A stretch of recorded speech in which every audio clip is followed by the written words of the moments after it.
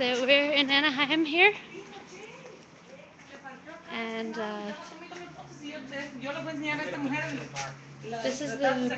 Take a video of that? Yeah, well, I tried. I didn't get it, but I'm you streaming. I'm you streaming right now. If you guys don't mind me asking a few questions about what just happened. Okay.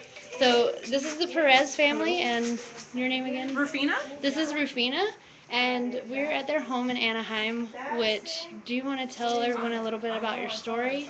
Yeah, well, we were due to be evicted on September 2nd, and we're still here thanks to Occupy LA. But a bit about our story very quickly, because I know it's pretty, I guess, mainstream now. But we sent the payment. We went to Mexico because we had a family emergency. My grandpa that actually ended up passing away, but we came back. Our payment was a month late. We tried to send the payment to our bank. The bank says, "Hey, we're not your bank anymore. So-and-so's your bank." So we sent the payment back. They told us to send it to the other bank. When we tried to send it to the other bank, they said, "Hey, it's not a 1 month's payment. It's 2 months payment." So when we tried to send it 2 months, they said, "Hey, it's not 2 months. It's 3 months."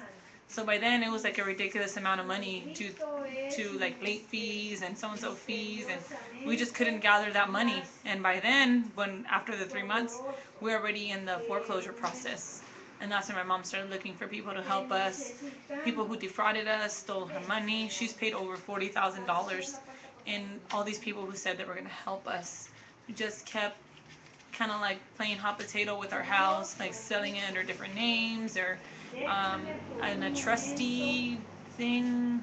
And now Who was the original bank, and then what was the bank that took it over? the original bank was Avalon. Uh-huh. They sent it over to Lytton, and then Lytton sold the house to U.S. Bank. Uh-huh. U.S. Bank is the one who foreclosed on us and is evicting us. Okay. And what's this that you have here?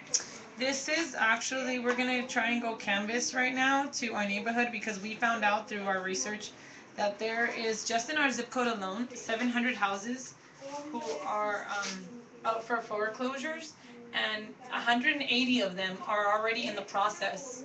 So we really want to hit those homes and try to tell them, hey, we're fighting for you, come join the fight. And we're already pretty much out there. We've already done most of the work for them. We just want to kind of get them behind so that we can be an example to our community. Maybe through us, they can be helped. Totally. Which is what this is for.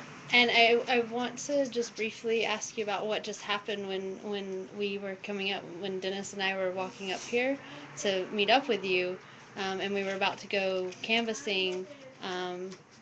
There was a sheriff that was you saw a sheriff in the front yard, was that right? Yeah, it was actually, we live on a corner house, and it was on the side street, not like directly in front of our house, but on the other side, like the main street, I guess you would say. Mm-hmm. And she just kind of pulled over. She was taking pictures, and I know Carlos had told me that we could videotape that. Anything that they do against us, be ready to videotape it. And I was videotaping her, and she was about to leave, and she saw that I was videotaping her, and she gets off of the car, takes a picture of me videotaping her, and then jumps back in the car and just drives away. Right. Yeah, I was witness to that. Actually, I was attempting to get the Ustream up before that happened, but she drove away too quickly, and I attempted to go ask her what was her purpose for taking the picture, because her car was marked sheriff car, and she did not even acknowledge me. She just, hi, this is me, Roxanne, and she just got in her car and pulled away after taking the photo of you. Right. So. And I was like, you were like, excuse me, and she just kind of like. Yeah, that's kind of an interesting thing, because this is my first time actually being at a foreclosed home, because I know a lot of occupiers have been going to many of them that are all around the LA area, and that's, for me, rather shocking to find out that you said just in this. How did you guys find out that just in this area alone over 70 people? We actually have somebody through Occupy LA who Uh-huh. provided us with that information. They, I guess, can like go into some kind of record or, and they provided us with the addresses. Excuse me, and the houses of where we need to go, which we're going to do right now. And to share information with them about your experience.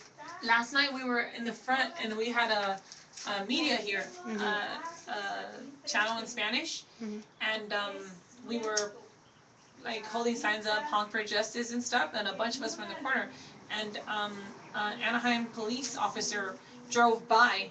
And he went like honk honk, with their honk, and he was honking for justice too. Oh, cool. Which was really cool. And now I'm just like, okay, so I know we're not doing anything wrong because he would have mentioned it, last night, the officer. So I don't know why the sheriff would have came right now and took pictures of what we were doing, because yesterday was more chaotic. There was a few of us, quite a few of us on the curb, with these signs like honk for justice, causing a little bit of chaos.